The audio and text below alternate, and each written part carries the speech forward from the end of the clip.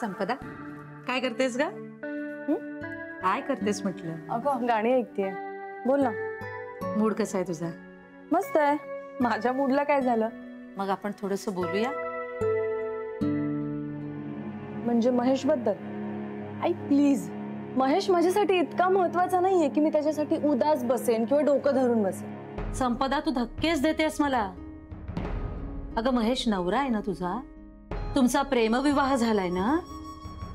पण माझा फक्त विवाह झालाय, प्रेम त्याने केलं होतं. मला कळत नाहीये संपदा, तू हे जे काय बोलतेस ते विचार न करताच बोलतेस की आपण जे बोलतोय त्याचा परिणाम काय होईल याचा विचार तू करू शकत नाहीयेस?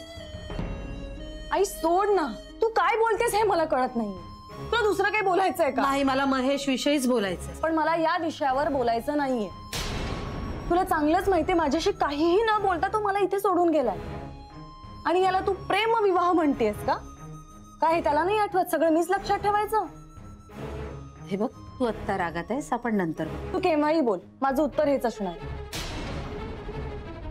आई इतकी काटकसरी लोक आहेत ती, तरी मी जुळवून घेतेय, मी करतेय ना संसार. मला नाही वाटत त्यांनी तुझ्या बाबतीत काही काटकसर केली असं. पण मला तसं वाटतंय. हे बघ, आता लग्न म्हटल्यावर थोडंसं जुळवून घ्यावं लागतं. आई प्लीज जा, मला काही जुळवून घ्यायचं नाहीये, मला झोपू दे.